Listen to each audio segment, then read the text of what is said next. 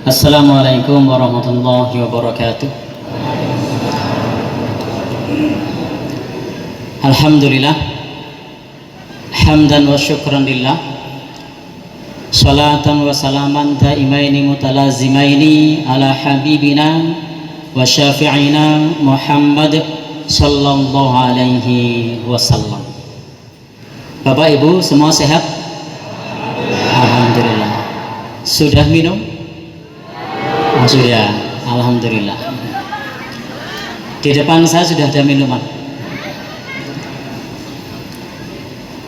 Bapak Ibu, ikhwan akhwat, keluarga besar jamaah Masjid Taqwa, mana ini tadi namanya? Kalirejo. Bosonnya Jawa juga ya, Kalirejo. Ya. Yang saya hormati, para sepuh bini sepuh ingkang satu kinurmatan, sedaya jamaah kakung wah putri ingkang minulya. Pertama-tama kita panjatkan puji dan syukur kehadiran Allah. Alhamdulillah di kesempatan petang kali ini kita diringankan langkah untuk memakmurkan masjid. Satu kesempatan yang berbahagia, mendapatkan balasan yang besar ketika kita melangkahkan kaki kita untuk sholat di masjid ini. Alhamdulillah tadi sudah sholat maghrib berjamaah. Wa bi kulli khutwatin tamshiha ila shalah shadaqah. Setiap langkah kita menuju sholat itu terhitung sedekah. Dan insya Allah nanti kita akan ikut sholat isya. Man sholal isya fi jama'atin, barang siapa yang sholat isya berjamaah, faka'annama qoma nisfal lail, maka mendapatkan pahala seolah-olah tahajud setengah malam. Itu keutamaan ketika kita sholat isya berjamaah. Padahal kalau boleh jujur, ada enggak yang hadir di sini pernah tahajud 5 jam non-stop? Ada? Tidak ada?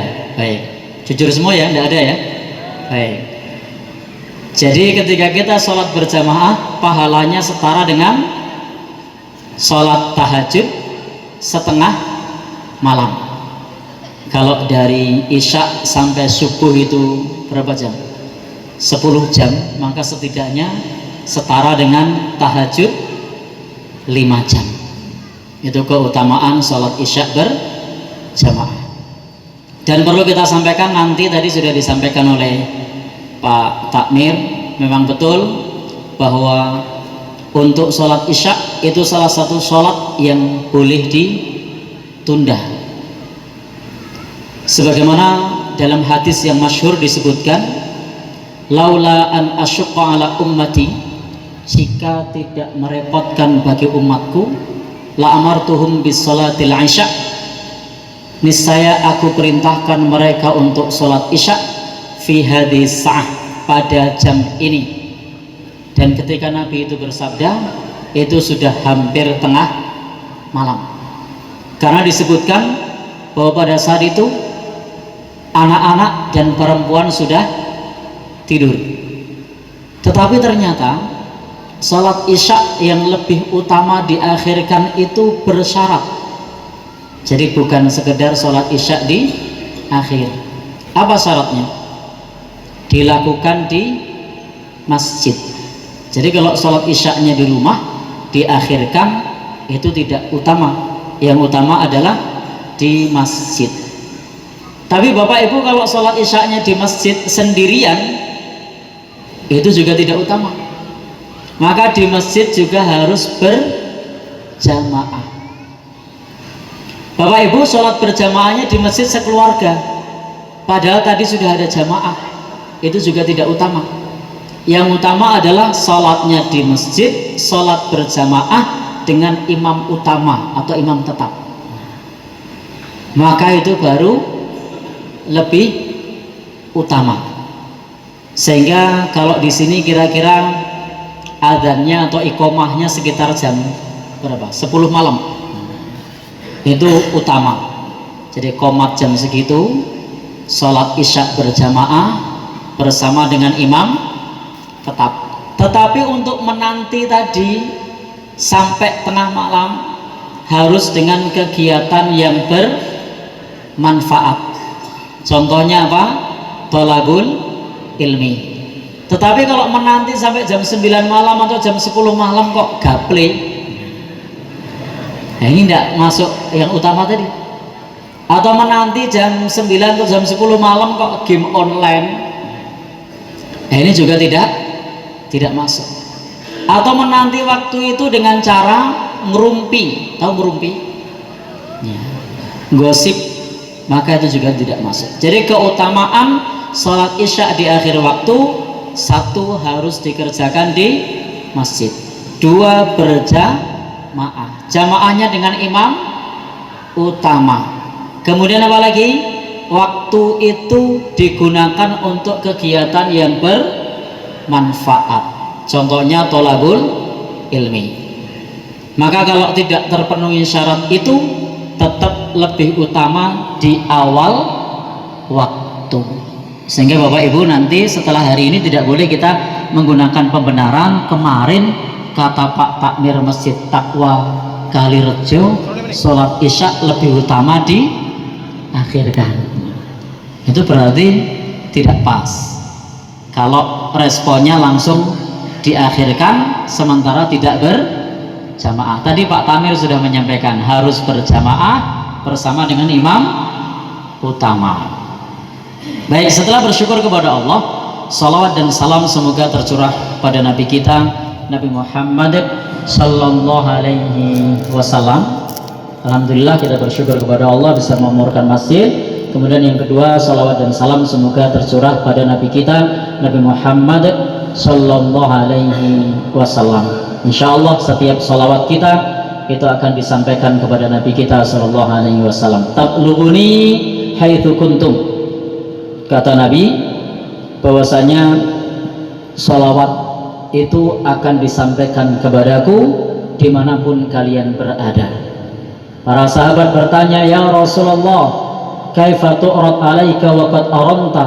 Bagaimana wahai Rasulullah salawat itu disampaikan kepadamu sementara engkau sudah menjadi tulang belulang? Apa jawaban Nabi? Innallaha harrama 'alal ard ajsadal anbiya. Sesungguhnya Allah mengharamkan atas bumi jasadnya para nabi. Jadi jasadnya para nabi itu tidak ditelan bumi, tidak menjadi tanah, dia masih tetap utuh.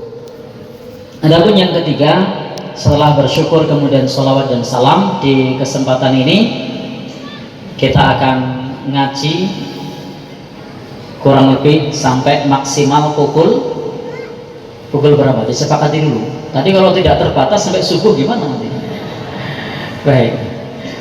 Nanti dipending adzan, kemudian kita maksimal sampai pukul 8 ya, maksimal sampai pukul 8 kalau mau dilanjut, atau setelah adzan nanti disambung tanya jawab, sudah monggo teknisnya seperti apa.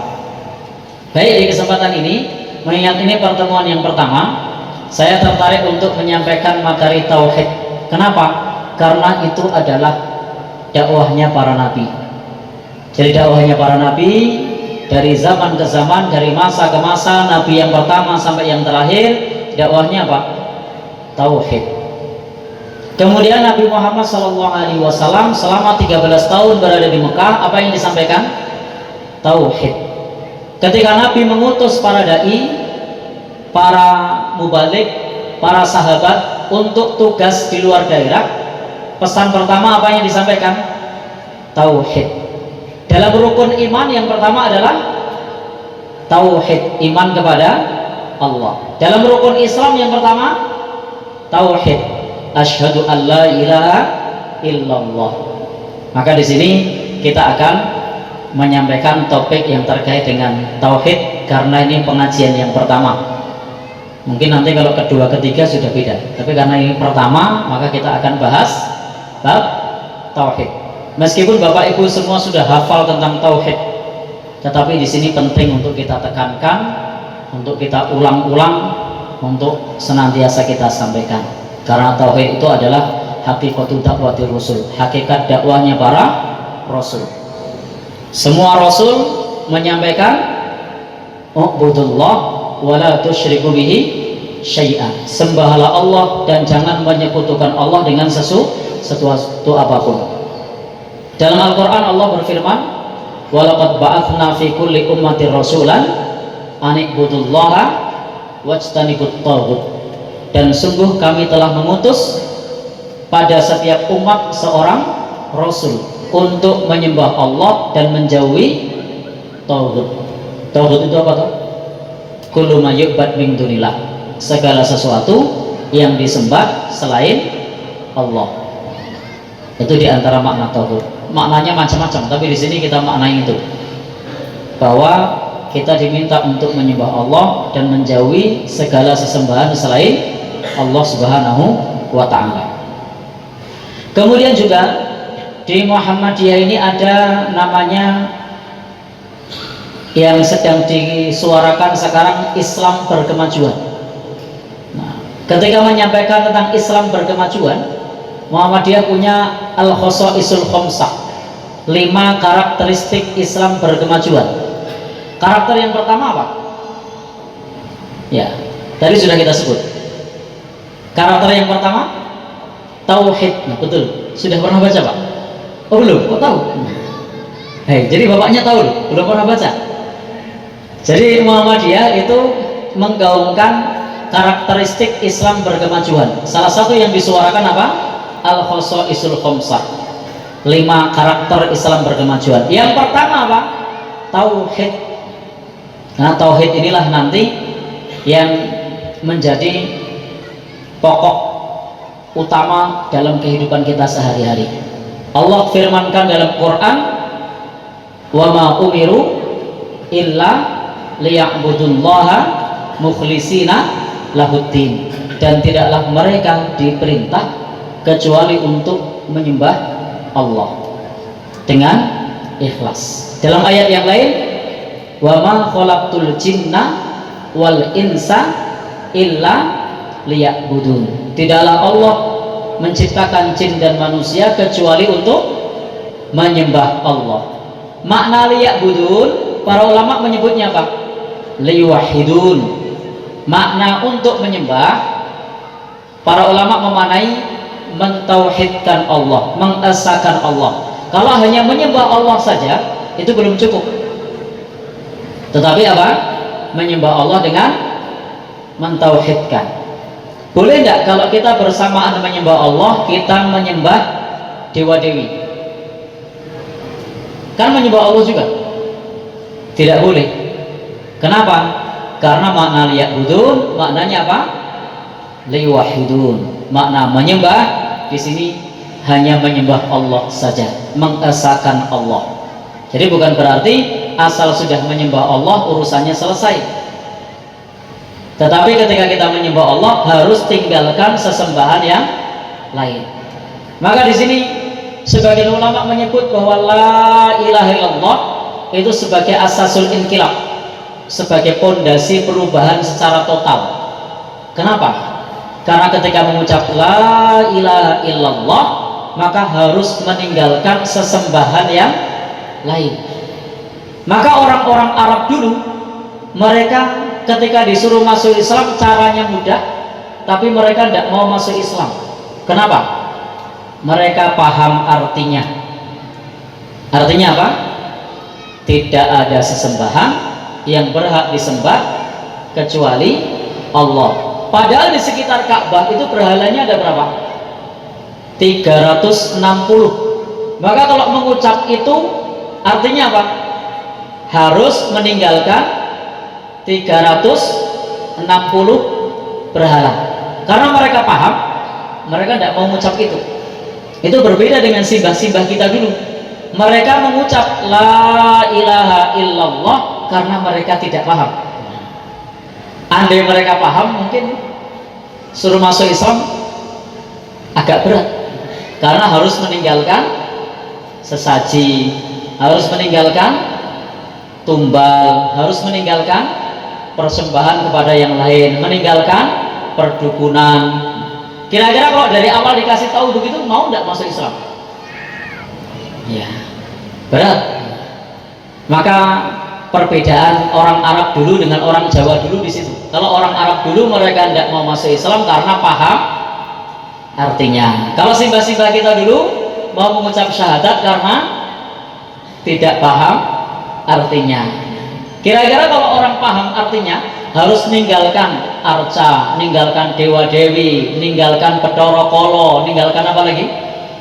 Ya, sesaji. Kira-kira mau tidak orang dulu? Kalau Anda masuk Islam tinggalkan ini semua begitu? Berat. Baik, Bapak Ibu, tetapi mau tidak mau ketika kita masuk Islam, kita tauhidnya baru benar kalau kita sudah memahami artinya. Maka salah satu murid Abu Hurairah namanya Wahab bin Munabbih, itu dia mengatakan la ilaha illallah itu miftahul jannah, itu kunci surga. Dan kunci surga itu harus mentauhidkan Allah. Sudah jelas tadi, tidak ada sesembahan yang berhak disembah melainkan Allah. Dan kunci, kata Wahab bin Munabbih, ini harus kita pahami 14 abad lalu. Kunci itu ada giginya.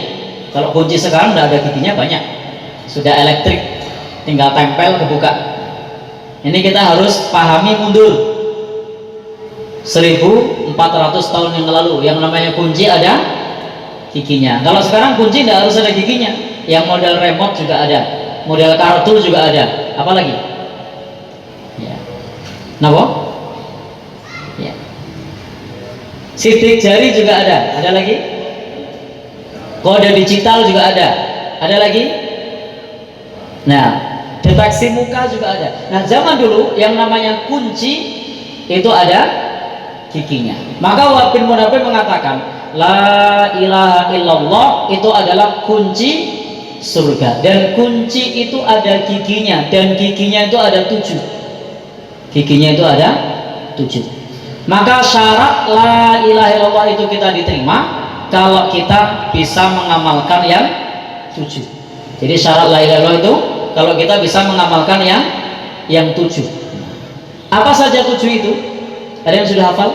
Syurutu qabuli la ilaha illallah, syarat diterimanya la ilaha illallah itu ada 7, kata Wahab bin Munabbih. Sebagian ulama menyebut 8. Yang pertama, coba kita review pelajaran tauhid yang sudah pernah diterima. Kita ingat kembali 7 atau 8 syarat mengucap la ilaha illallah. Apa saja? 1,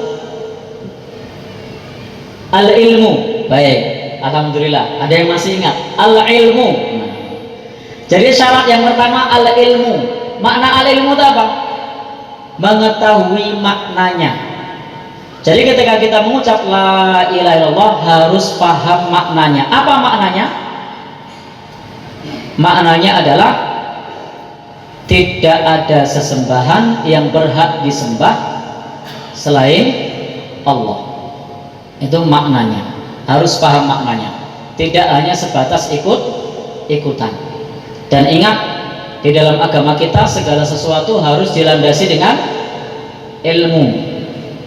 Maka Imam Bukhari itu pernah mengatakan satu ungkapan yang terkenal dari beliau, al ilmu qabla al qaul wal amal. Ilmu itu sebelum berbicara dan sebelum beramal soleh. Dan dalam Al-Quran juga disebutkan fa'lam, ilmuilah, ketahuilah. Jadi harus pakai ilmu dulu. Annahu la ilaha illallah. Jadi harus ilmu dulu, tahu artinya. Bukan mengucap la ilaha illallah tanpa tahu artinya. Mungkin tidak kira-kira simbah-simbah zaman dulu mengucap la ilaha illallah tapi tidak tahu artinya? Mungkin. Bahkan kadang zaman dulu kalau kita baca sejarah, masuk Islamnya secara massal. Kalau massal itu kemungkinan ilmunya atau ikut-ikutan. Ya, tapi bersyukur kita, simbah kita dulu tidak tahu artinya. Kalau tahu artinya mungkin kita malah belum Islam. Jadi ini kebodohan yang membawa berkah. Iya. Karena kadang kalau kita sudah tahu disuruh meninggalkan sesembahan selain Allah, kira-kira berat apa enteng? Berat, ya. Abot, apalagi sudah terbiasa. Terbiasa untuk membuat sesembahan kepada selain Allah, menyembah kepada selain Allah, maka itu akan terasa sangat berat. Tetapi apa? Alhamdulillah dulu mereka bisa masuk Islam secara massal. Jadi secara jumlah yang banyak, meskipun belum tahu artinya. Baik, yang kedua, apa yang kedua? Kita ingat lagi. Apa yang kedua? Bapaknya masih ingat? Yakin, betul, masya Allah. Ini panitia kayaknya perlu nyiapin door prize itu, atau malah panitianya. Baik, yang kedua harus tahu, yakni apa? Yakin. Jadi di antara syaratnya adalah harus yakin. Karena tidak boleh kita mengucap la ilaha illallah tapi masih ada keraguan. Jadi harus mengetahui artinya yang pertama. Yang kedua harus yakin. Maka dalam Al-Quran disebutkan innamal mu'minuna alladzina amanu billah wa rasulihi tsumma lam yartadu. Sesungguhnya orang-orang yang beriman kepada Allah dan Rasulnya kemudian tidak boleh ragu. Maka ketika kita mengucapkan la ilaha illallah tidak boleh ada keraguan. Jadi tidak boleh ada keraguan. Ada Tuhan yang lain tidak ya? Ada keraguan di situ, maka syahadatnya belum sempurna. Kalau mau sempurna tidak boleh ada keraguan. Sehingga di sini disebutkan kalau ragu maka Nabi bersabda, "Man laqita wara'a hadzal haqid yashhadu an la ilaha illallah mustaqinan biha qalbuhu fabashshirhu bil jannah." Jadi Nabi mengatakan, barang siapa yang sudah bersaksi tidak ada Tuhan yang berhak disembah melainkan Allah, maka berikan kabar gembira dengan surga. Jadi siapa yang sudah ditemui di balik dinding ini dan dia bersaksi tidak ada sesembahan yang berhak disembah melainkan Allah dengan yakin, maka berikan kabar dengan surga. Jadi harus yakin. Yang ketiga, apa yang ketiga? Ada yang pernah dapat selain bapak ini coba? Kenapa? Qabul, menerima, betul. Qabul, menerima. Jadi yang ketiga harus qabul, menerima. Baik, ini pelajaran tauhid. Jadi kita mengingatkan kembali. Barangkali memang ini materi dasar, tetapi kadang sering lupa. Ini kalau boleh saya tanya, banyak yang lupa atau banyak yang ingat? Ya, banyak yang lupa ya. Padahal ini pelajaran waktu masih di SD atau SMP. Ya, maka saya ini kalau di Jogja termasuk dai mubalik yang ciri khasnya itu menyampaikan materi enteng-entengan. Jadi kadang banyak dai yang menyampaikan materi abot-abotan, saya memilih yang enteng-entengan. Ada yang menyampaikan materi pengajian PPN 12%. Itu kalau saya orang iso abot. Saya menyampaikan materi yang seperti ini, yang enteng-entengan. Karena sering lupa. Baik. Coba yang masih ingat 7 syarat siapa? Boleh ngancung. 1, 2. Banyak yang lupa berarti ya? Baik. Kalau begitu yang ketiga apa? Qabul, menerima. Menerima konsekuensi dari syahadat, menyembah Allah, meninggalkan ibadah kepada selain Allah Subhanahu wa ta'ala. Jadi menerima. Tidak boleh tidak. Kalau kemudian kita masih datang ke kuburan, mengkeramatkan kuburan, ingat kita tidak dilarang ziarah kubur. Yang dilarang itu adalah mengkeramatkan kuburan. Jadi jangan sampai mengira bahwa di pengajian dilarang ziarah kubur. Tidak, ziarah kubur tidak dilarang, bahkan dianjurkan. Kata Nabi, kuntu nahaitukum an ziyaratil kubur. Dulu aku larang kalian ziarah kubur. Fal'an fazuruha. Sekarang silahkan kalian ziarah kubur. Tauhid umat belum kuat, Nabi larang. Ketika tauhid umat sudah kuat, maka Nabi anjurkan. Sehingga yang dilarang Nabi itu adalah mengkeramatkan kuburan. Kalau ziarahnya boleh. Maka kalau kita sudah menerima, kita tidak perlu lagi untuk mengkeramatkan kuburan. Maka kita terima juga syariat di dalam agama ini. Jadi kita terima juga syariat di dalam agama ini. Meskipun bisa jadi ketika kita menjalankan syariat agama ini terasa berat, itu kita terima. Tidak boleh kita sudah mengucap syahadat tapi kita menolak sebagian dari konsekuensi syahadat. Wah, ini saya nggak bisa ini karena bertentangan dengan budaya saya misalnya. Boleh tidak? Tidak boleh. Wajib kita terima kalau itu perintah Allah dan Rasulnya. Jadi kalau itu perintah Allah dan Rasulnya, wajib kita terima.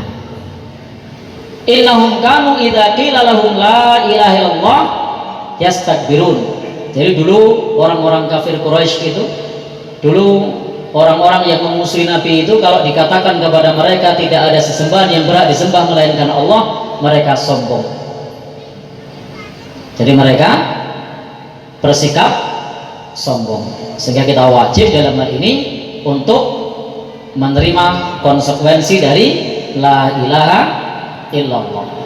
Tidak boleh kita memberikan persembahan, tidak boleh kita membuat sesaji, tidak boleh kita mengagungkan selain Allah, tidak boleh kita percaya pada perdukunan, dukun klenik loh ini. Kalau dukun pijet boleh, ya dukun pijet boleh, asal laki-laki mijet laki-laki, perempuan mijet perempuan. Kalau sebaliknya jangan. Jadi beda. Dukun pengobat tradisional juga boleh. Yang tidak boleh di sini apa? Dukun yang menyampaikan ramalannya. Baik. Syarat yang keempat, apa yang keempat? Ini enteng-entengan. Ya, ya, ingkiyat, betul, ingkiyat. Tunduk dulu. Jadi ingkiyat. Ingkiyat itu tunduk dan patuh dengan kandungan makna syahadat. Jadi tunduk dan patuh dengan kandungan makna syahadat. Maka kalau kita sudah tunduk dan patuh, faqad istamsaka bil urwatil wusqa, maka sungguh sudah berpegang dengan tali yang kokoh. Jadi urwatul wusqa di sini la ilaha illallah. Dan makna dalam Al-Qur'an disebutkan wa may yuslim wajhahu ilallahi wa huwa muhsin. Barang siapa yang menyerahkan dirinya kepada Allah sedang dia berbuat kebajikan. Jadi harus tunduk dan patuh dengan kandungan makna syahadat. Maka diusahakan untuk senantiasa tunduk dan patuh dengan ajaran agama ini. Dan tunduk patuh ini tidak gampang. Kadang kita ini ada rasa malas, dalam bahasa Jawa aras-arasen. Aras-arasen bisa patuh apa enggak? Ya. Kadang juga mau menjalankan agama tidak enak sama tetangga. Kadang-kadang yang tidak sholat lebih banyak sama yang sholat. Mau pamitan sholat aja tidak enak loh. Mungkin tidak? Mungkin. Padahal aturannya apa? Tunduk dan patuh. Tapi kadang-kadang kita tidak bisa tunduk dan patuh karena ikut arus mayoritas, sehingga kita tidak bisa tunduk dan patuh. Tidak enak nih kalau mau sholat, yang lain tidak ada yang pamitan, akhirnya ikut tidak sholat. Mungkin tidak? Mungkin. Sebenarnya kita sudah tahu kalau sesaji itu dilarang dalam agama kita, tapi di kampungnya semuanya diwajibkan sama sesepuh, suruh bikin dalam acara adat. Mungkin tidak kita kemudian ikut-ikutan? Mungkin. Sudah pernah? Oh belum, janganlah. Baik. Jadi tunduk dan patuh. Yang kelima. Baik, kita hanya mereview saja. Ini pelajaran enteng-entengan. Yang kelima apa? Ya. As-sidqu, jujur, membenarkan. Jadi kita harus jujur. Artinya apa? Harus sama apa yang diucapkan oleh lisannya dengan apa yang ada di dalam hatinya. Di zaman Nabi itu ada orang yang lisannya mengucap la ilaha illallah, tapi hatinya tidak, hatinya kufur. Maka ini tidak jujur. Apa istilahnya? Munafik.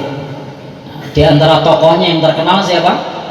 Abdullah bin Ubay bin Salul. Itu dia mengucap syahadat, tetapi hatinya menolak. Tahu dari mana? Dari wahyu Allah.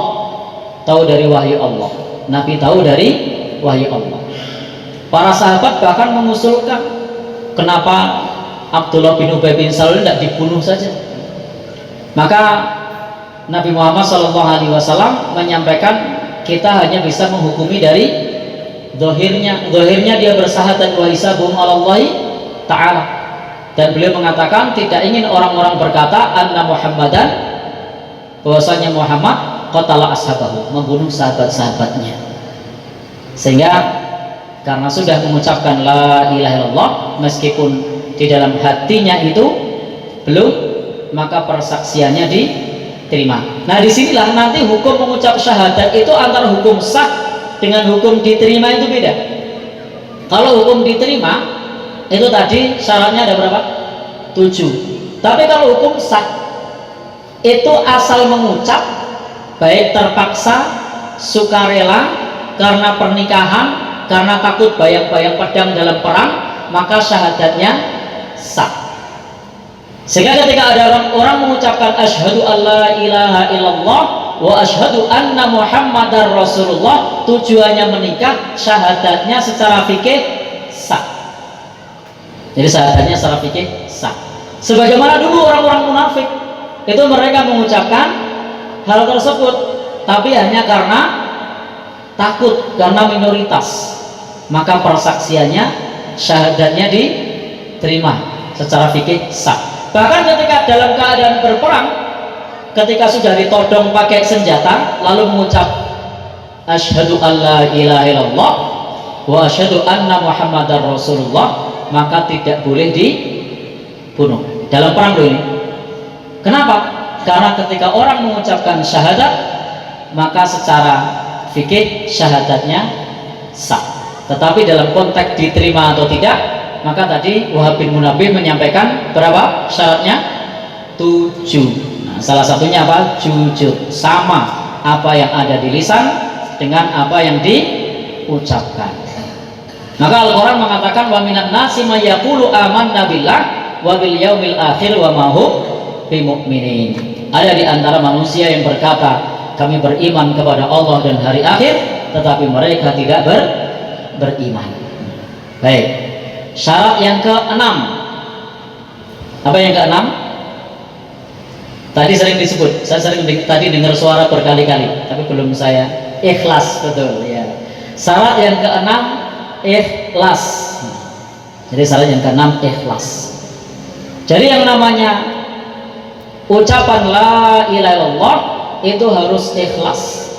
Artinya ikhlas itu apa? Memurnikan hanya untuk Allah. Tidak boleh ada untuk yang lain. Jadi tidak boleh ada untuk yang lain. Tidak boleh ada debu-debu kesyirikan. Tidak boleh ada riya. Tidak boleh ada sum'ah. Tidak boleh ada riya, sum'ah, ujub. Kalau mengucapkannya karena riya, gimana kalau riya? Diterima apa tidak? Tidak. Kalau karena sum'ah, diterima? Tidak. Bahkan ibadah apapun ketika riya, ketika sum'ah, ketika ujub, maka ibadah itu tidak diterima. Dan ini sesuatu yang sangat dikhawatirkan oleh Nabi. Inna akhwafa ma akhafu alaikum asyirkul asghar. Sesungguhnya yang paling aku takutkan atas kalian adalah syirik kecil. Para sahabat bertanya, wa ma syirkul asghar ya Rasulullah? Apa itu syirik kecil wahai Rasulullah? Jawabannya apa? Riya, pamer, niatnya bukan lillah, niatnya pengen dilihat orang. Kalau sum'ah, niatnya pengen didengar orang. Kalau ujub, niatnya pengen dikagumi orang. Maka salah niat itu dapatnya bukan surga, tapi dapatnya neraka. Dan ini termasuk dosa besar. Syirik kecil itu masuk dosa besar. Dalam hadis Nabi, orang yang melakukan syirik kecil itu termasuk orang yang masuk neraka pertama. Di kitab Al-Kabair itu Imam Al-Zahabi mengutip hadis Nabi tentang orang yang masuk neraka pertama. Siapa yang pertama masuk? 1, orang yang berperang di medan perang dan dia ingin disebut pahlawan. Ternyata masuk neraka pertama. Matinya beneran loh di medan perang. Matinya beneran. bukan cuma mati bohongan, tapi matinya beneran. Tapi niatnya pengen disebut pahlawan, sudah berkorban harta, jiwa, tapi masuk neraka pertama. Kenapa? Niatnya tidak ikhlas. Yang kedua, siapa yang masuk neraka pertama yang kedua? Ya, orang yang berilmu, termasuk di sini guru ngaji, ustadz, korek. Ya, hati-hati nih. Guru ngaji, ustadz, korek, pengurus masjid, itu berpotensi masuk neraka pertama. Loh, kan ngeri kan? Ya, besok mundur ya, jangan. Jadi yang berpotensi masuk neraka pertama siapa? Orang yang berilmu. Contohnya ustadz, mubalik, pengurus masjid, pemenang Pak, pengurus ranting, pengurus cabang. Kenapa? Karena niatnya riya. Maka di situ disebutkan yang pertama tadi orang berjihad, yang kedua adalah qori. Ditanya nikmatnya oleh Allah, dia mengatakan, wahai Allah, aku gunakan hartaku untuk, aku gunakan ilmuku untuk beribadah kepadamu, mencari ridhamu. Lalu kemudian Allah berfirman, kadzabta, kamu berdusta. Kamu melakukan itu agar kamu dipanggil alim, agar kamu dipanggil qari, agar dipanggil ustaz, agar dipanggil Pak Haji. Ada lagi? Kenapa? Mudir. Ya. Ya. Ya tidak apa-apa, persamaannya kan banyak. Jadi persamaan orang alim di tempat ini tidak mesti dipanggil alim. Ada yang dipanggil ustaz, ada yang dipanggil lebay, ada yang dipanggil apa lagi? Mbah Yai. Baik. Jadi harus kita tata betul niat kita, ikhlas. Karena sekali niat tidak ikhlas, maka dapatnya bukan surga tapi naudzubillah masuk neraka. Fa innallaha harrama 'alan nar man qala la ilaha illallah yabtaghi bidzalika wajh Allah. Maka Allah haramkan masuk neraka orang yang mengucapkan la ilaha illallah dalam rangka mencari ridho Allah, ikhlas karena Allah, haram masuk neraka. Tapi begitu dia riya, sum'ah atau ujub, maka justru menjadi penghuni neraka. Meskipun dia tadi ada orang yang berjihad fi sabilillah, ada orang alim. Yang ketiga siapa yang masuk neraka pertama? Masih ingat? Orang yang ahli sedekah, orang yang dermawan, itu ternyata bisa berpotensi masuk neraka pertama golongan yang ketiga. Golongan pertama tadi jihad, golongan kedua orang berilmu, golongan ketiga orang dermawan. Jadi dermawan hanya pengen disebut dermawan, dermawan hanya pengen disebut ahli sedekah, itu ternyata berpotensi masuk neraka pertama. Jadi penting bagi kita untuk senantiasa ikhlas lillahi subhanahu wa ta'ala. Yang ketujuh, meskipun sudah tip begitu, yang ketujuh nanti tidak tanggung ya. Syarat ketujuh, benar tadi, mahabbah. Masya Allah, sudah banyak yang hafal ini. Mahabbah, apa itu mahabbah? Cinta. Jadi syarat yang ketujuh, la ilaha illallah, itu harus ada cinta. Cinta dengan la ilaha illallah, cinta dengan agama ini, cinta kepada Allah subhanahu wa ta'ala. Maka orang yang ahli tauhid itu harus cinta yang tulus, bersih.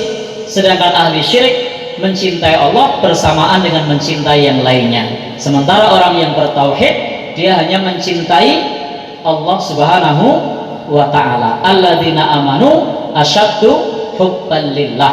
Orang yang beriman itu sangat cinta kepada Allah subhanahu wa ta'ala. Jadi penting bagi kita untuk memahami 7 syarat la ilaha illallah. Baik, berhubung waktunya sudah habis, ya tidak apa-apa, kita ingat yang enteng-entengan. Jadi kita ingat yang enteng-entengan, jangan sampai nanti waktu-waktu sekot Jogja kok materi ini materi dasar, tidak apa-apa. Ini memang perlu untuk diingatkan kembali. Baik, kita review sebelum adzan. 1, ilmu. 2, yakin. 3, menerima. 4, tunduk. 5, jujur. 6, ikhlas. 7, mahabbah. Nah, sebagian ulama menambahkan satu lagi, yukfar bima yukbad min dunillah, mengingkari segala sesembahan selain Allah. Maka itulah 7 syarat diterimanya la ilaha illallah. Kalau pengen la ilaha illallah kita sempurna, maka lakukan 7 hal ini. Ini nasihat dari murid Abu Hurairah, Wahab bin Munabbih. Jadi ternyata memang tauhid itu penting. Jadi tauhid itu penting karena dia adalah hakikat dakwahnya para nabi, dia adalah sebagai pondasi perubahan totalitas, dan tauhid ini pula memiliki fadilah yang besar. Man kana akhiru kalamihi la ilaha illallah dakhalal jannah. Barang siapa yang akhir perkataannya la ilaha illallah masuk surga. Tetapi ada pengecualian. Apa itu? Ketika maut sudah menjemput lalu mengucap la ilaha illallah. Karena Allah itu tidak menerima taubatnya seorang hamba apabila nyawa sudah sampai di tenggorokan. Innallaha yuqbalu taubatal abdi malam yughargir. Allah itu menerima taubatnya seorang hamba selama nyawa belum sampai di tenggorokan. Bahkan tokoh yang paling fenomenal yang ada di dalam Al-Quran, Fir'aun, itu matinya mengucap syahadat. Silakan cek, matinya mengucap syahadat. Syahadatnya Musa, apa kata dia? Dia mengatakan amantu kama amanat bihi banu Israel. Tapi saat mengucapkan itu pas apa? Pada saat dia menyadari akan mati tenggelam. Maka Allah firmankan, al yauma nunajjika bi badanika litakuna liman khalfaka ayah. Hari ini aku selamatkan badanmu untuk pelajaran bagi orang yang datang kemudian. Taubatnya Fir'aun diterima tidak? Meskipun dia mengucap syahadat? Tidak. Kenapa? Nyawa sudah sampai di tenggorokan. Maka tauhid ini perlu kita jaga. Tidak boleh kita nanti kalau pas mati mengucap la ilaha illallah. Tidak semudah itu. Tidak semudah itu. Jangan percaya sinetron. Kalau dalam sinetron di TV swasta, saya tidak nyebut nama TV-nya, nanti termasuk pencemaran nama baik ini kalau saya sebutnya. Itu sering dikisahkan orang hidupnya bergelimang dengan maksiat, dengan kesyirikan, dengan judi, mabuk, zalim sama istrinya, sama tetangganya, nipu, korupsi. Pas mati la ilaha illallah. Itu versi sinetron. Kalau beneran semudah itu? Tidak. Ya, tidak semudah itu. Maka perlu kita jaga tauhid kita, jauhi segala bentuk kesyirikan. Syirik itu ada macam-macam. Ada yang pertama namanya syirkul ibadah. Yang kedua ada namanya syirkut ta'ah. Yang ketiga namanya syirkul mahabbah. Ada syirik dalam hal ibadah, ada syirik dalam hal ketaatan, ada syirik dalam hal cinta. Maka tadi bagian terakhir tadi mahabbah, cinta kita untuk Allah Subhanahu wa ta'ala. Syirik dalam hal ibadah contohnya apa? Ya, syirik dalam hal ibadah contohnya apa? Membuat persembahan, mengkeramatkan kuburan, apa lagi? Sesaji, apa lagi? Tumbal-tumbal. Ada lagi?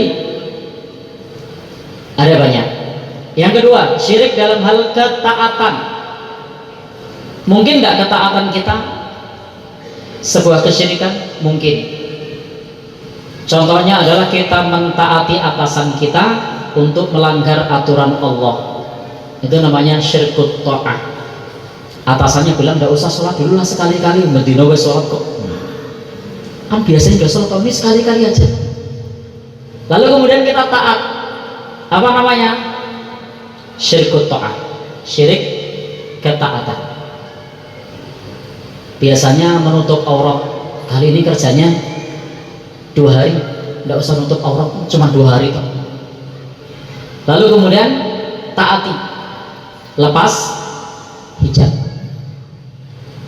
Ini mengutamakan makhluk dibandingkan perintah Allah, syirkut ta'ah. Yang ketiga, syirik cinta. Jadi orang melakukan syirik karena rasa cinta yang berlebihan kepada selain Allah, sehingga mengabaikan syariat Allah, mengabaikan perintah Allah. Naudzubillah. Maka kita jauhi dalam hal ibadah, dalam hal ketaatan, dalam hal cinta kepada siapa? Kepada Allah. Tapi Islam itu juga memberikan memberikan pembagian. Ada cinta yang dibolehkan, ada cinta yang dibolehkan, ada cinta yang syirik, ada cinta yang haram, ada cinta yang dibolehkan. Contoh cinta yang wajib, cinta kepada Allah. Cinta yang boleh, anak kepada orang tua kepada anaknya, suami kepada istrinya, istri kepada suaminya. Itu cinta yang sifatnya tabi'i. Jadi ketika kita cinta kepada Allah, ini konteksnya adalah dalam hal pengagungan, dalam hal ibadah segalanya. Kita mengutamakan cinta kita kepada Allah. Maka cinta kita kepada istri, kepada anak, kepada keluarga tidak boleh menandingi cinta kita kepada Allah. Maksudnya bagaimana? Suaminya menyuruh taat dalam hal yang melanggar perintah Allah, tidak kita taati meskipun itu suaminya atau istrinya, karena sebagai bentuk rasa sayang kepada istri, lalu kemudian suaminya koyo kebo sing dicucuk irungi. Nah, ini tidak boleh. Tapi kalau masih sejalan dengan tuntunan agama, cinta kepada istri, cinta kepada anak, cinta kepada suami, boleh. Itu namanya cinta tabi'i. Yang ketiga, cinta yang haram. Cinta yang haram. Kalau muncul rasa ini, tidak boleh sifatnya tabi'i, tapi tidak boleh diekspresikan. Cinta istri tetangga, ya, ini haram kalau diekspresikan. Tapi kalau rasa itu muncul, itu bisa jadi normal, tetapi tidak boleh diekspresikan, ya. Apalagi selain istri tetangga, ya. Nah, contoh yang gampang kan, ya, kalau sekadar ada rasa, itu bisa jadi normal. Mungkin istrinya jarang mandi, istri tetangga mandinya rajin. Mungkin istrinya tidak dandan, tapi istri tetangga dandan. Mungkin enggak? Mungkin. Tapi jangan diekspresikan terus ketemuan, enggak boleh. Terus WA-an, enggak boleh. Cukup rahasiakan. Lawan rasa itu. Lawan rasa itu.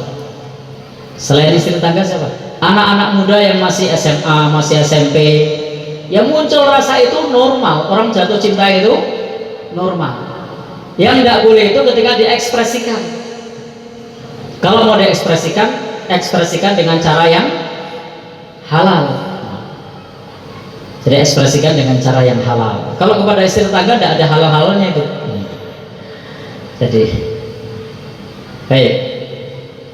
Jadi tadi ada cinta yang wajib kepada Allah, ada cinta yang mubah, kemudian ada cinta yang haram kalau diekspresikan, ada cinta yang sifatnya yang berikutnya apa? Yang sifatnya syirik, karena cinta kepada pengagungan kepada selain Allah dalam hal pengibadatan kepada selain Allah, ini tidak boleh. Sama juga nanti ketika membahas hal yang lain yang terkait tauhid, itu ada pembagian seperti itu. Contoh, takut. Banyak orang mengatakan saya hanya takut kepada Allah, tapi tiba-tiba sama bapaknya takut. Syirik apa enggak? Tidak. Itu normal.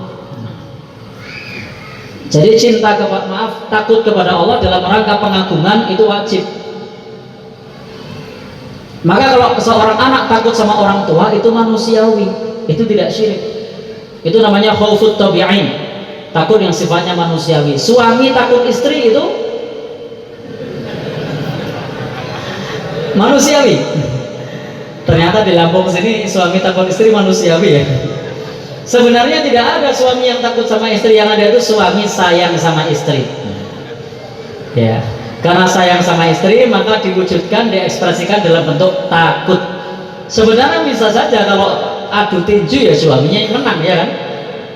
Kalau adu kasar suaminya yang menang. Tapi karena sebagai bentuk rasa sayang, jadi takutnya itu bukan takut istri, takut kehilangan, takut ditinggalkan. Pribun? Ya. Jadi bukan takut sama istrinya, tapi takut kehilangan, takut ditinggalkan, lebih ke situ. Dan itu normal, berarti dia cinta sama istrinya. Baik, ada lagi takut yang sifatnya boleh. Takut, kalau tadi yang sifatnya boleh itu contohnya sesuatu yang memang secara sebab akibat perlu ditakuti, itu boleh juga. Takut ular kobra, syirik apa tidak? Tidak. Ada hukum sebab akibat di situ. Ada hukum sebab akibat. Takut pak tentara, boleh nggak? Boleh. Ada sebab akibat. Karena beliau aparatur negara. Jadi tidak boleh kemudian kepada aparatur negara mengatakan copot seragammu, gelut wae, itu tidak beradab namanya. Jadi ada sebab akibat. Takut pak polisi, boleh nggak? Boleh. Karena memang aparatur negara perlu untuk ditaati, perlu untuk dihormati. Ada sebab akibat. Takut kesetrum listrik, boleh nggak? Boleh. Tidak boleh kita kemudian wah siapa tahu takut sama listrik, syirik, tak pegang aja. Nah, repot nanti. Jadi takut yang ada hubungan sebab akibat itu normal, itu tidak syirik. Nah, takut yang tidak boleh itu takut yang sifatnya sir, takut yang sifatnya tidak nampak, ada pengagungan di sana. Takut kepada jimat-jimat, takut kepada apa lagi? Nah, ya, ketika ada tempat keramat kemudian mengatakan derek Lampung, mengatakan pulau boten lu. Nah, ini takut yang semacam ini disertai pengagungan kepada sesuatu yang tidak ada hubungan sebab akibat, ini tidak boleh. Apalagi tawakal juga seperti itu, ada pembagiannya. Tawakal kepada Allah wajib, tawakal kepada makhluk boleh tidak? Boleh kalau ada hubungan sebab akibat. Yang tidak boleh itu kalau pengagungan kepada makhluk dalam bentuk tawakal, ini tidak boleh. Tapi kalau tawakal dalam arti hubungan sebab akibat boleh. Pokoknya untuk pengamanan pengajian serahkan kokam, boleh tidak? Boleh, ada sebab akibat. Pokoknya untuk pengamanan di sini serahkan pak polisi sama tentara, boleh tidak? Boleh, ada sebab akibat. Maka tawakal yang semacam ini tidak syirik. Pokoknya urusan masak-masak serahkan Bu RT. Bu RT pintar masak, boleh tidak? Boleh. Ini sifatnya apa? Sebab akibat. Tapi kalau tawakal kepada, kalau orang Jawa bilang sing bau rekso, yang itu tidak nampak, tawakal kepada penghuni kubur, tawakal kepada jimat-jimat, lah itu baru syirik. Jadi ada tawakal yang sifatnya ibadah kepada Allah wajib. Tawakal yang ada hubungan sebab akibat boleh. Tawakal kepada yang tidak mampu mendatangkan sebab, ini juga tidak boleh. Tawakal kepada yang tidak mampu mendatangkan sebab, ini tidak boleh. Minta diajari nyopir mobil sama orang yang tidak bisa nyopir mobil, boleh tidak? Tidak boleh. Minta tolong nyelamatin orang yang mau tenggelam kepada orang yang tidak bisa renang, boleh tidak? Tidak boleh. Haram. Karena apa? Dia tidak mampu melakukan sebab. Jadi harus dibagi. Wajib kepada Allah, sebab akibat boleh. Kalau kepada sesuatu yang gaib tidak boleh. Kepada sesuatu yang tidak mampu mendatangkan sebab akibat juga tidak boleh. Intinya pembagiannya sudah jelas ya. Dalam hal apapun perlu dibagi. Kepada Allah, kemudian sebab akibat, kemudian yang gaib, kemudian yang tidak mampu mendatangkan sebab akibat. Pembagiannya sama. Intinya cara mainnya begitu. Jadi tidak semua bentuk takut itu terus syirik. Wah, takut corona, syirik. Enak banget tiba-tiba syirik. Takut apa lagi? Mau lewat sana ada razia pak polisi, takut polisi, syirik. Ya tidak syirik. Wajar dong, SIM tidak punya, STNK tidak punya, ya kan? Nggak pakai helm, takut ya normal. Takut ketilang ya. Ora duwe mana? Baik, normal itu. Jadi tidak syirik. Baik, apa lagi? Jadi intinya dalam masalah tauhid perlu dipelajari secara mendalam agar tidak mudah mensyirikkan orang, tidak mudah menerakakan orang. Kata Imam Ahmad dalam Ushul Sunnah mengatakan, la nashhadu li ahadin min ahlil qiblati bi jannatin wala narin. Kita tidak bersaksi atas seorang pun dari orang yang beriman dari ahli kiblat dengan mengatakan dia penghuni surga atau penghuni neraka. Jadi ketika kita tadi menyebut masuk neraka, masuk surga, itu konteksnya umum, bukan untuk tunjuk hidung. Jadi tidak boleh mengatakan fulan masuk neraka, tidak boleh. Tidak boleh mengatakan fulan kafir, tidak boleh. Tapi kalau mengatakan menolak kewajiban sholat, keluar dari Islam, itu umum, boleh. Seorang muslim yang menyembah berhala, musyrik, boleh tidak? Boleh, itu umum. Yang tidak boleh adalah tunjuk hidung secara personal, itu tidak boleh. Tapi kalau umum tidak apa-apa. Kalau umum tidak apa-apa.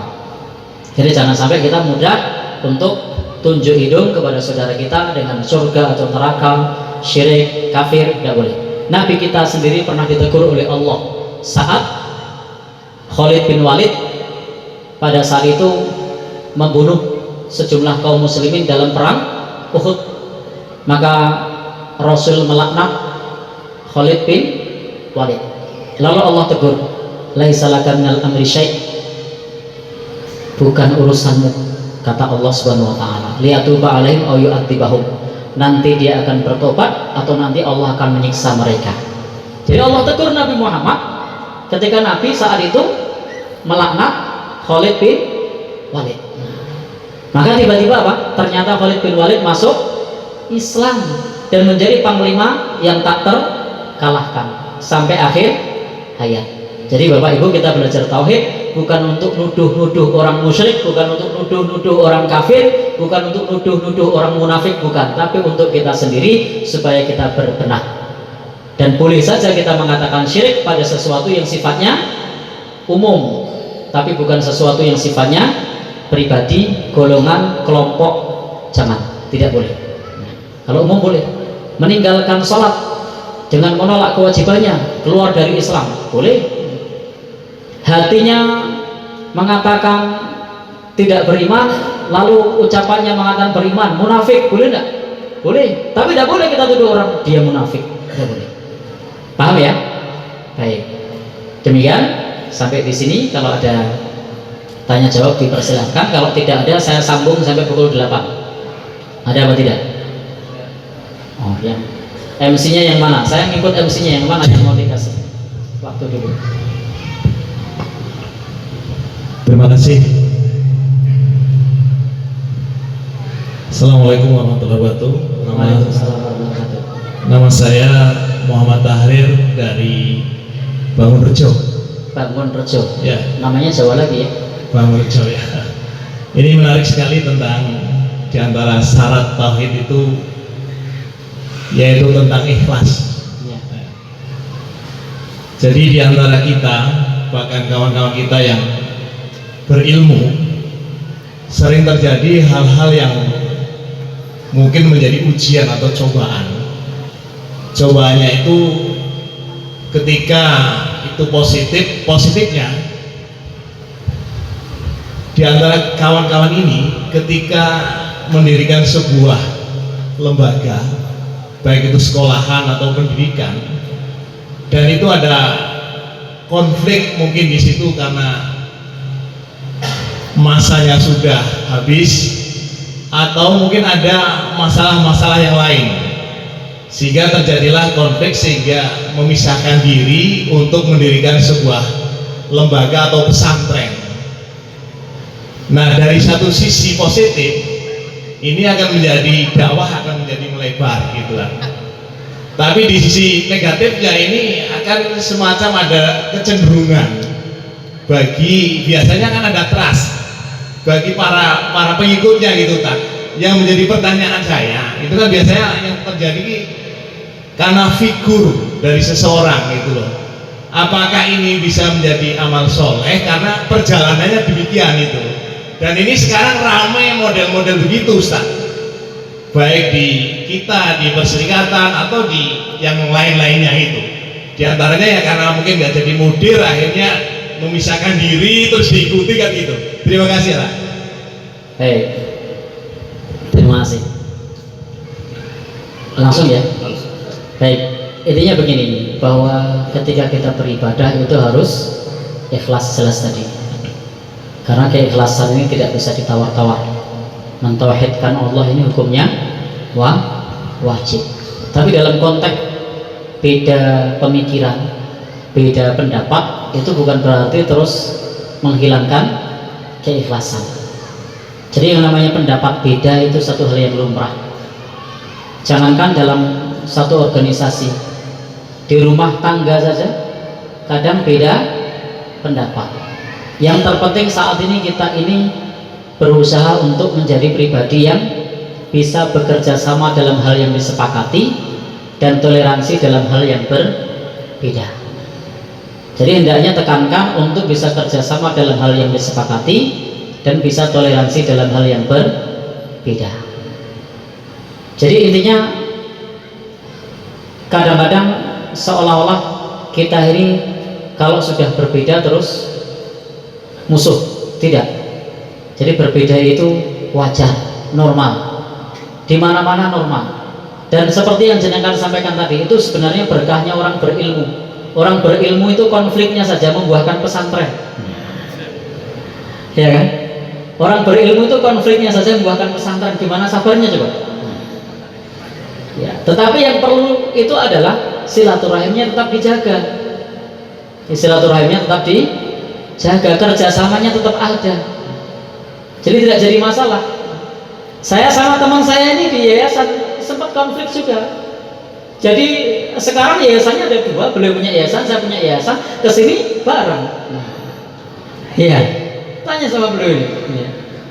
Jadi akhirnya punya dua yayasan, tapi masih bisa bersama-sama. Yang penting apa? Bekerja sama dalam hal yang disepakati. Tapi hendaknya kita toleransi dalam hal yang berbeda. Tidak apa-apa, bikin pesantren lagi, bikin sekolah lagi, tapi tetap kerjasama, tetap silaturahim dalam hal yang berbeda. Tadi sudah usah diudik-udik bagian yang bedanya, biarkan dia seperti ini, biarkan dia seperti ini, kerjasama tetap. Bahkan mungkin logonya sama-sama Muhammadiyah, tidak masalah. Iya, karena mau tidak mau kita ini tidak bisa punya identitas tunggal, itu tidak bisa. Latar belakang itu sangat berpengaruh. Masih ingat ceramahnya Pak Mukti itu? Di Muhammadiyah itu ada beberapa varian. Ada Munu Muhammadiyah yang lahirnya dari NU, ya nuansa NU-nya ke bawah. Ada apa lagi? Musa Muhammadiyah yang latar belakangnya Salafi, ya ke bawah. Ada apa lagi? Tapi beliau Pak Mukti tidak bilang Musa, bilangnya Mukhlas. Muhammadiyah ikhlas. Ada lagi Marmut, Marhen Muhammadiyah. Latar belakangnya Marhen itu juga ke bawah. Baik. Ada lagi Kamandanu, kadang-kadang Muhammadiyah, kadang-kadang NU. Ya. Baik. Intinya begitulah ya. Jadi tetap yang namanya beda pendapat tuh kadang kalau yang terkait dengan perkara-perkara yang sifatnya tidak bisa diubah, ya sudah kita bersikap tasamuh, toleransi, tapi tetap bekerja sama dalam hal yang kita sepakati. Tidak perlu kemudian ketika sudah bikin pesantren sendiri lalu dibilang wah itu bukan golongan kita. Jadi kalau bisa tetap dirangkul sehingga masih menjadi teman kita meskipun beda dalam beberapa hal. Itu wajar teman kita beda dalam beberapa hal karena beda latar belakang pendidikan, beda latar belakang suku, beda latar belakang. Yang penting prinsip-prinsip pokoknya kita masih sama. Begitu nih. Ya. Jadi itu berkahnya orang yang berilmu. Baik. Begitu nih. Ikhlas itu tidak harus enteng. Ikhlas itu boleh berat. Infiru khifafau wathiqala, berangkatlah ringan maupun berat, yang penting ojo gerundelan. Jadi udah gerundelan sudah tidak ikhlas itu, jadi tidak usah Gerusulo, tidak usah beruntulan. Baik, yang berikutnya. Ya. Ya. Sini. Oh iya, iya. Monggo. Saya bahagia sekali ketemu hari ini dengan Ustadz Mujiman ya. Ya. Sering kadang-kadang menjadi narasi ketika terjadi perbedaan pendapat persoalan hukum di dalam Muhammadiyah. Ya. Ini mumpung ketemu, mbok kapan maning ketemu nih. Ya. Ini kalau kayaknya Banyumas ya. Oh iya. Jadi pertanyaannya agak macam-macam keluar dari materi yang tadi. Ya. Yang pertama masalah di dalam surat Ali Imran. Di dalam. Surat Ali Imran ayat 104. Ya. Bahwa kalau orang yang menyampaikan kebaikan itu akan dikatakan sebagai mereka yang mendapat keberuntungan. Kemudian juga orang yang suka ceramah itu dia akan menjadi sebaik-baik umat. Loh, saya cemburu dong Ustaz. Saya juga ingin seperti Ustaz, bisa khotbah, tapi saya nggak bisa. Tapi saya ingin sebagai kaum yang kuntum khairul umat, saya hanya punya tenaga. Apa yang harus saya lakukan? Kemudian saya sudah tua pensiun, tenaga nggak punya. Saya juga nggak bisa kayak Ustadz menyampaikan ceramah-ceramah itu. Tapi saya punya harta. Lalu apa yang harus saya lakukan? Gitu ya. Jadi seolah-olah kuntum khairul umat itu hanya milik khotib saja, milik takmir yang bisa ceramah saja, milik ustadzah saja. Saya yang punya harta yang tidak mampu ceramah, saya punya tenaga nggak mau ceramah. Apakah bisa saya juga mencapai tingkat khairul ummah? Gitu ya. Itu yang pertama. Yang kedua berhubungan dengan ikhlas. Kadang-kadang si pamer si tidak ya. Tapi ketika kita mengajak kebaikan, bahwa sekalian ini ada ladang amal, kita memohon masjid, ayo kita pada iuran. Saya 2 juta. Ini kan kesannya pamer loh. Atau ketika menulis di list, saya tulis Pak Ngadio 3 juta. Ada yang sangat murni, saking tidak mau pamernya, hamba Allah, kayak gitu ya. Lalu apakah ketika saya menulis hamba Allah itu lebih tinggi nilainya daripada Pak Ngadio 3 juta? Kayak gitu ya. Sehingga hamba Allah karena saking takutnya pamer, kemudian jadi yang nulis itu nilai ikhlasnya jadi berkurang. 2, mumpung ketemu Pak, jadi pertanyaannya jadi macam-macam. Nggak mungkin lagi ketemu dengan Ustadz. Ya. Yang ketiga, banyak ini ada 10 tapi 4 saja. Yang ketiga masalah suruk. Saya ingin mengetahui kekuatan dalil suruk yang kata Rasul pahalanya sama dengan pahala haji dan umroh. Orang bisa 5 kali umroh karena punya uang. Itu kan motifnya mungkin karena senang pelesiran gitu ya. Tapi sholat suruk yang nilainya itu sama dengan pahala haji dan umroh, orang yang kepengen haji umroh yang pernah mau melakukan. Bahkan orang yang haji pun tidak sanggup melaksanakan sholat suruk. Bahkan ustadz-ustadz juga ulama banyak yang tidak melakukan sholat suruk. Saya ingin tahu kekuatan dalil suruk itu yang pahalanya sama dengan haji dan umroh, itu memang sahih betul. Yang terakhir. Baik, nanti jawabannya pede-pede ya. Oh iya. Kurban itu masih menjadi penafsiran yang berbeda di kalangan Muhammadiyah. Satu, kurban itu pembagiannya ada tenaga dari sohibul kurban yang upahnya diambil dari daging. Ada yang boleh tapi bahasanya bukan upah, itu hadiah kayak gitu ya. Kalau itu memang bukan haknya, apa bisa digantikan hanya dengan akad hadiah kemudian menjadi boleh ketika tenaga itu dibayar dengan daging kurban itu. Jadi 4 saja. Terima kasih Ustaz. Semoga kapan-kapan ketemu kembali dan berkah untuk Ustaz insyaallah. Baik, terima kasih. Yang pertama, kuntum khaira ummatin ukhrijat lin-nasi ta'muruna bil ma'ruf wa tanhauna 'anil munkar wa tu'minuna billah. Tentang sebaik-baik umat. Di sini dalam Al-Quran disebutkan punya ciri 3. Yang pertama apa? Menyuruh kepada yang ma'ruf. Yang kedua, mencegah dari yang mungkar. Yang ketiga, beriman kepada Allah Subhanahu wa Ta'ala. Memang Al-Quran menyebut seperti itu tentang kriteria kuntum khairu ummah. Maka kita bisa sebenarnya berkontribusi dalam amar ma'ruf, berkontribusi dalam nahi mungkar. Dengan apa? Dengan banyak hal. Ada, kalau dalam jihad itu ada amwal, ada anfus. Yang tidak punya bisa dengan tenaganya, bisa pula dengan amwalnya, dengan hartanya. Artinya setiap kontribusi kita dalam amar ma'ruf nahi munkar itu akan dinilai oleh Allah.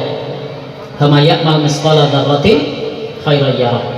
Sehingga silahkan saja berkontribusi pada amar ma'ruf nahi munkar, termasuk dalam hal dakwah.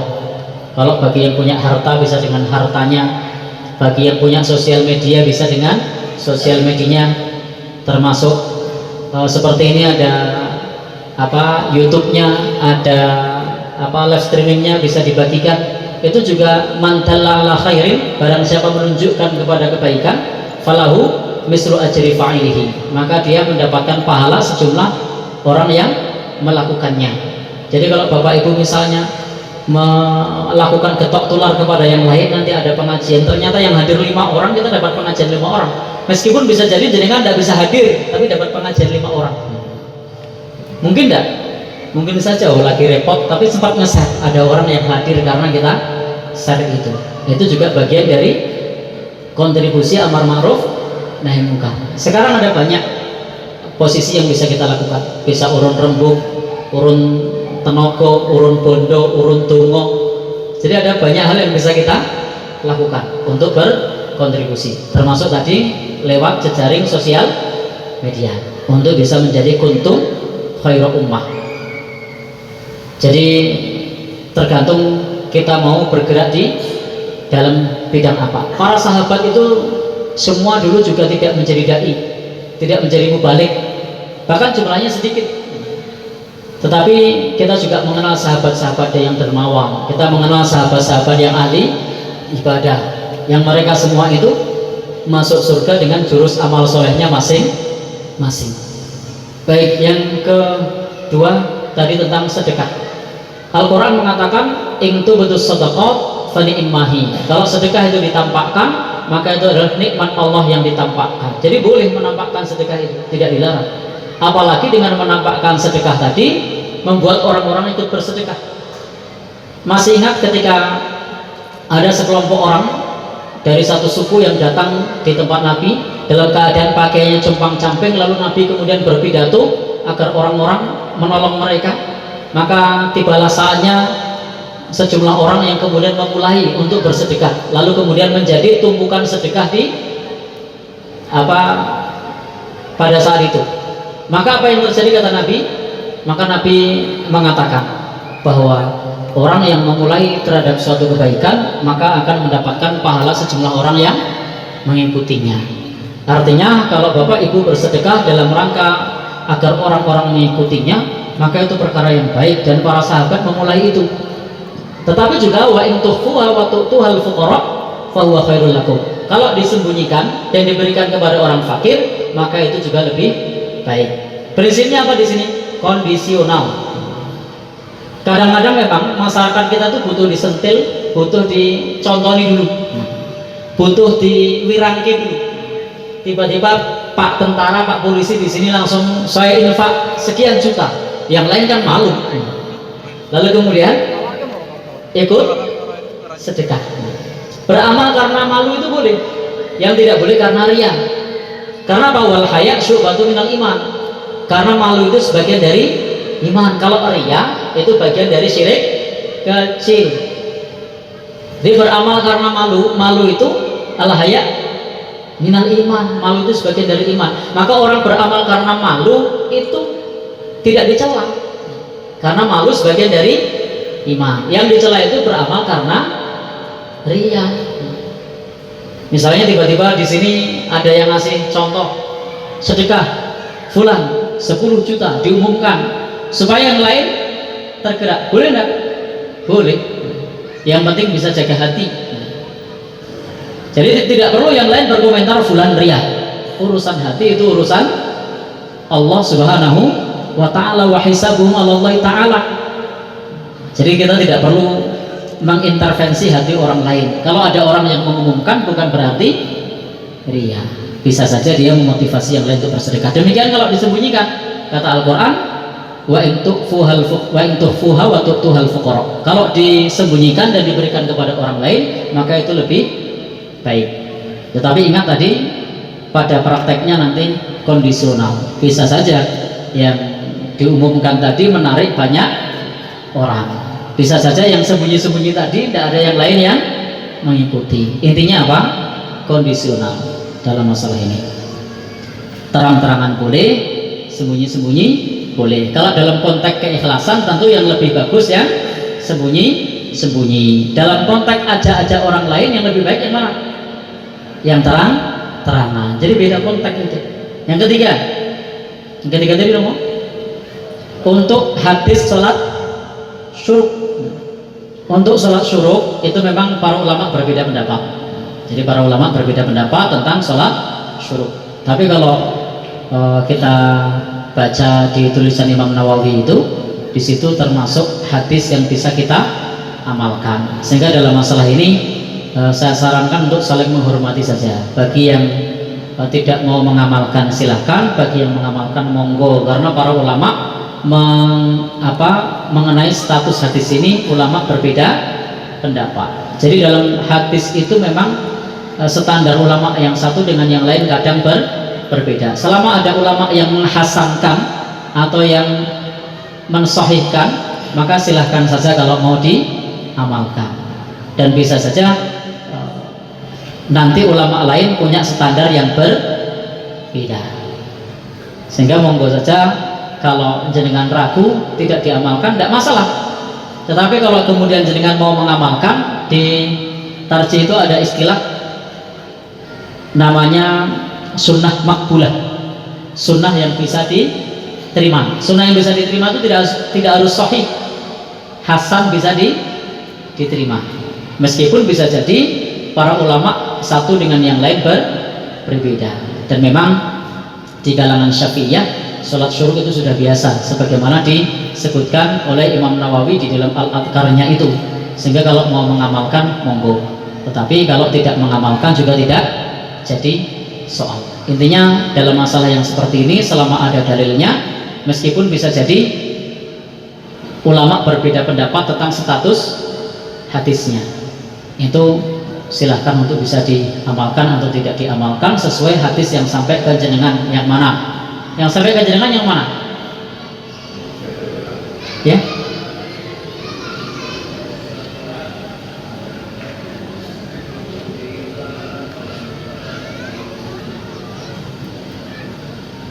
Pripun?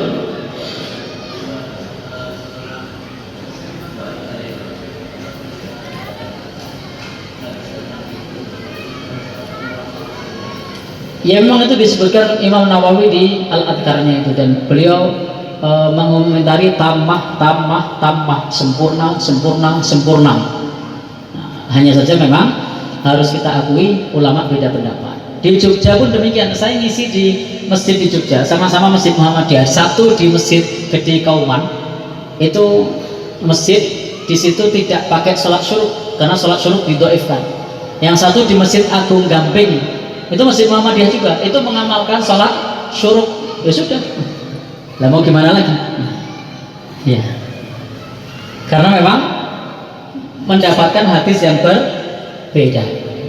Saya sebagai pengampu kajian tidak perlu saya mengatakan, loh kok diamalkan di sini? Karena memang yang dipakai adalah hadis yang hasan. Begitu ya.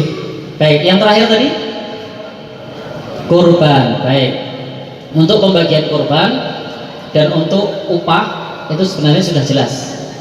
Jadi untuk upah itu sahabat Ali mengatakan wala utiyal jaziru minha syai'an, jagalnya itu tidak boleh diberi upah dari kurban, daging kurban sedikit pun. Nahnu nu'tihi min indina, kami beri dari kami sendiri. Jadi bagian daging, kulit, semuanya itu tidak boleh untuk transaksi upah mengupah. Transaksi jual beli itu tidak boleh. Hadis Nabi mengatakan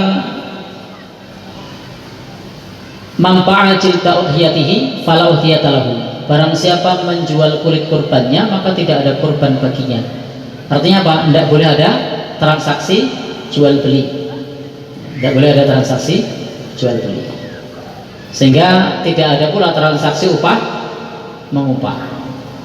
Lalu bagaimana pembagiannya? Dalam Quran, dalam hadis sudah jelas, kulu wa atimul qani wal muqtar, dibagi tiga di situ.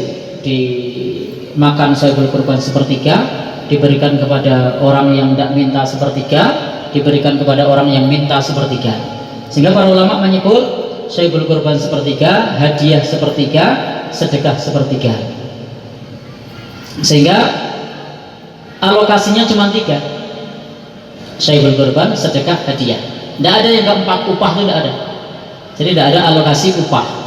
Maka kemudian kalau di negeri kita ini salah satu yang populer adalah rekayasa akad.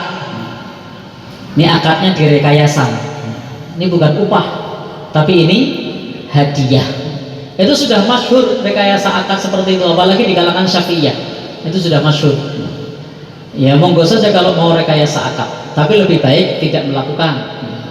Tapi kalau mau rekayasa akad, ya memang harus kita akui di negeri kita rekayasa akad itu sering dilakukan. Misalnya dalam fikih Syafi'i itu tidak boleh jual kotoran sapi atau kotoran kambing. Oh ini tidak jual kok, ini minta upah mengumpulkannya. Jadi ini gratis ini pupuknya, tapi saya minta upah setiap satu keranjang itu 10.000. Jadi saya bukan jual, tapi upahnya, upah mengumpulkannya. Ya ini rekayasa akad, itu sudah biasa seperti itu. Tapi kalau saya menyarankan dalam masalah kurban tadi, lebih baik ya, tidak perlu rekayasa akad. Tapi kalau masyarakat belum siap, tidak dapat upah, ya monggo saja pakai rekayasa akad, itu solusi kepepet.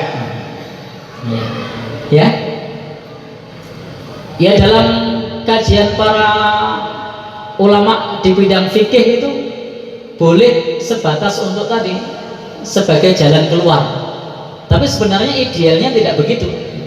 Idealnya tidak begitu. Maka kalau mau dikasih, ya tadi alokasinya apa? Hadiah atau sedekah. Bener-bener hadiah atau sedekah. Kadang-kadang kan disebut hadiah, tapi kalau tidak ikut bantu, tidak dikasih hadiah kan? Jangan-jangan upah nih. Baik. Ini hadiah tadi karena membantu, berarti upah. Biasanya bilangnya gitu enggak? Kalau hadiah nggak usah ada kata-kata karena membantu. Ya, kasihin aja.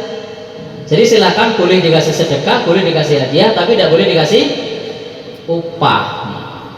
Yang tidak boleh itu apa? Upah. Kalau mau dikasih upah, dikasih uang boleh, dikasih beras boleh, dikasih apa lagi di sini? Baju boleh, kasih jaket boleh, begitu nih. Kemudian juga pembagiannya fleksibel, Pak. Selama ini kan kalau korban sering orang membuat pembagiannya itu kaku. Sepertiga sahibul kurban, sepertiga fakir miskin, sepertiga untuk hadiah. Sebenarnya hadis Nabi itu ada 3 kondisi. Pas paceklik itu fala isbihanna ba'da salisah, jangan nyimpan lebih dari 3 hari. Yang kedua, pada saat normal maksimal sepertiga sahibul kurban. Yang ketiga, pada saat surplus kulu wadakhiru watasodaku, di sahibul kurban sepertiga, disimpan sepertiga, sedekahkan sepertiga. Sahibul kurban itu boleh dapat 2/3 kalau surplus. Saya tidak tahu di sini masuk paceklik normal apa surplus. Kalau paceklik tidak boleh nyimpan lebih dari 3 hari, bagi semua. Kalau normal maksimal sepertiga, kalau surplus bisa 2/3. Tapi kan selama ini dibatasi, pokoknya sahibul kurban maksimal sepertiga. Itu repot nanti. Kemarin di Jogja itu ada satu tempat, ya, antara yang kurban sama yang enggak, itu bagiannya dapat yang banyak yang kurban. Saya kasih ilustrasi seperti ini kasusnya. 100 kakak, 50 kakak sudah kurban, dan tinggal 50. Akhirnya 2/3 dikasihkan 50 orang, sahibul kurban dapat sepertiga. Berarti yang enggak kurban dapat 2/3, yang kurban dapat sepertiga. Wih, malah mending orang kurban katanya. Ini salah pembagiannya. Harusnya apa? Ya, dibalik, sahibul kurban bisa 2/3, yang tidak kurban sepertiga, atau disalurkan di tempat lain. Baik, cukup tadi 5? Oh ya, baik, 4. Cukup? Ikut para nota dicorong gimana? Oh iya, satu lagi terakhir. Terakhir monggo sebelum sholat isya. Bismillahirrahmanirrahim. Assalamualaikum warahmatullahi wabarakatuh. Terima kasih kesempatan diberikan pada kami. Langsung aja pada pertanyaan. Apa perlu perkenalan, Pak? Nama saya Ganang dari Kampung Sribasuki. Kebetulan berbatasan dengan Kampung Kalirjo. Pertanyaannya, karena tadi mendengarkan keterangan dari Ustadz, itu sangat detail. Dan saya jarang yang detail seperti ini, tak terus terang aja. Mendengarkan, alhamdulillah. Jadi yang saya tanyakan berkaitan dengan masalah takut, maut, dan cinta. Tak? Mungkin pertanyaannya singkat, mungkin jawabnya aja mungkin yang agak panjang, mungkin biar saya itu lebih mudeng kan. Yang pertama masalah takut. Semua manusia mungkin punya rasa takut. Di antaranya saya itu kan mengidap penyakit. Tak? Jadi sering takut dengan datangnya kematian. Jadi kalau takut mati, karena takut mati maka berobat. Itu kira-kira ada keserikahannya apa tidak? Itu yang pertama. Itu bab masalah takut. Berhubungan dengan masalah maut, kita semua manusia atau makhluk hidup itu pasti akan mengalami maut. Nah, untuk para malaikat itu kira-kira mengalami maut apa tidak? Terus malaikat maut itu mencabut maut temannya malaikat itu kira-kira riku atau tidak? Yang terakhirnya itu malaikat si pencabut maut itu kira-kira mengalami maut apa tidak? Siapa yang memautkan? Itu yang kedua. Yang ketiga, masalah cinta. Banyak sekali manusia yang cinta bukan hanya dengan harta, justru dengan jimat. Kata Ustaz tadi, cintanya dengan jimat. Dan orang yang bercinta dengan jimat itu tentu bersahabat dengan iblis atau setan. Nah, kelakuan yang bersahabat dengan iblis atau setan itu, kalau manusianya itu kan mati masuk ke alam barzah, apakah setannya atau iblisnya juga ikut masuk ke alam barzah atau tidak, atau bagaimana? Itu saja pertanyaannya. Tanya 3. Mudah-mudahan jawabannya lebih memberi pemahaman pada saya, karena itu tadi betul-betul waduh kok ceritanya yang disampaikan bagus sekali gitu, maka muncullah pertanyaan seperti ini. Sekian, terima kasih. Wassalamualaikum warahmatullahi wabarakatuh. Waalaikumsalam warahmatullahi wabarakatuh. Baik, yang pertama tentang rasa takut. Rasa takut mau mati itu bisa terjadi beberapa hal. Yang pertama bisa jadi karena apa ya istilahnya, psikis. Jadi ketika depresi, ketika panic attack, serangan panik, itu biasanya bisa ada tiba-tiba muncul takut mati. Bisa juga faktor hormonal. Faktor hormonal itu karena endorfinnya tidak stabil, itu juga bisa tiba-tiba nangis sendiri, tiba-tiba rasa takut mati. Maka saya menyarankan untuk jenengan ada rasa takut mati itu perlu dievaluasi, apakah karena sifatnya hormonal, ya endorfinnya perlu distabilkan, atau sifatnya itu tabi'i, karena memang merenung, wah saya sakitnya diabetes ini, dan baca-baca lewat Google, diabetes mati muda gitu kan.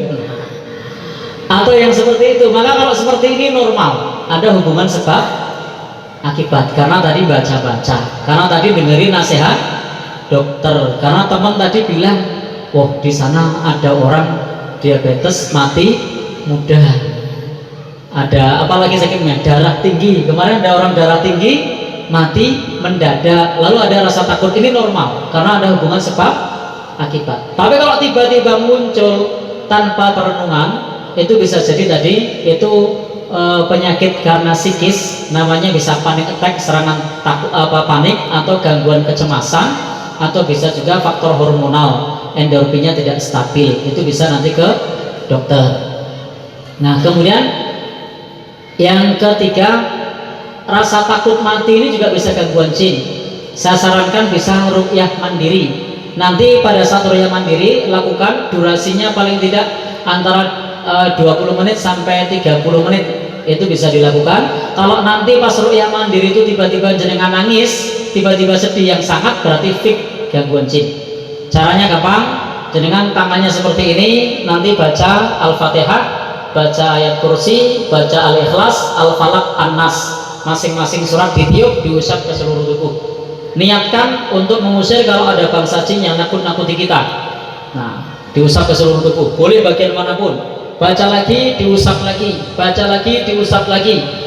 Nah, kalau tiba-tiba merinding, tiba-tiba kemudian bergetar, tiba-tiba nangis, tiba-tiba takutnya semakin dalam, sedihnya semakin dalam, fik gangguan jin. Jadi bisa salah satu dari 3. Satu apa tadi? Faktor psikis, serangan panik atau gangguan kecemasan, atau faktor hormonal. Itu dokter obatnya. Yang kedua, sebab akibat, karena akibat bacaan atau omongan orang. Maka ini normal, yang nomor 1 dan nomor 2 ini normal. Cuma nomor 1 perlu berubah, nomor 2 ya jangan banyak baca yang gitu. Yang ketiga, nah tadi bisa dicek dengan ruqyah mandiri tadi, diulang lagi dibaca, diusap, diulang lagi dibaca, diusap, durasi antara 20 sampai 30 menit.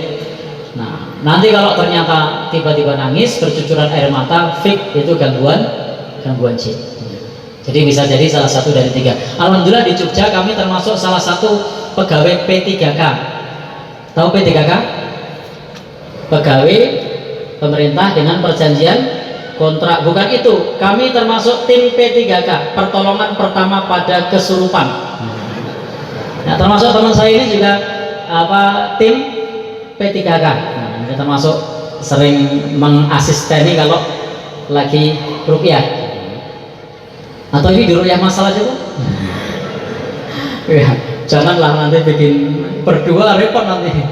Baik. Jadi begitu Pak ya, untuk masalah takutnya. Yang kedua, masalah maut. Kullu nafsin dha'iqatul maut. Setiap yang punya nyawa itu akan mati. Kullu man 'alaiha fan. Semuanya pasti akan binasa kecuali Allah. Maka semuanya akan mati. Semuanya akan mati. Dan alhamdulillah malaikat itu diciptakan oleh Allah bebas dari hawa nafsu. Kalau manusia yang bertugas mungkin bukan hanya sama temennya, maunya punya wah cantik jangan, wah ganteng jangan, wah orang baik kasihan, anak yatim kasihan. Jadi malaikat tidak dibekali hawa nafsu. Malaikat itu sami'na wa atokna. Apakah malaikat pencabut nyawa juga akan mati? Ya, semua akan mati. Termasuk malaikat yang meniup sangkakala, itu semua akan mati. So'iqo man fis sama, maka akan pingsan atau mati yang di langit, demikian pula yang di bumi. Ketika sudah ditiup, namanya apa? Sebenarnya bahasanya kurang tepat sangkakala itu. Bahasa Islamnya apa? As-sur. Ketika ditiup itu, maka nanti ya kalau dalam bahasa kita sudah biasa disebut sangkakala gitu. Kalau sudah ditiup maka semuanya akan pingsan atau akan mati. Nah, semuanya, termasuk tadi bangsa jin apakah masuk alam barzakh? Ya, bangsa jin juga masuk alam barzakh. Nanti juga masuk surga, juga masuk neraka. Lam yatmith itu? Hunna insun wala jan. Di situ disebutkan ada insun, kemudian ada jan. Dan kewajiban syariat itu ditujukan kepada bangsa manusia dan bangsa jin. Bangsa jin juga ada yang muslim, wa anna minnal muslimun wa anna minnal qasitun. Kemudian apa lagi? Kunna tara'iqa qidada. Jadi bangsa manusia, bangsa jin punya kewajiban yang sama, maka sama-sama nanti mengalami alam barzakh. Jangan dianggap alam barzakh sama dengan alam jin, beda. Jadi alam barzakh tidak sama dengan alam jin. Maka alam barzakh itu disebut barzakh, maknanya dinding, itu terdinding.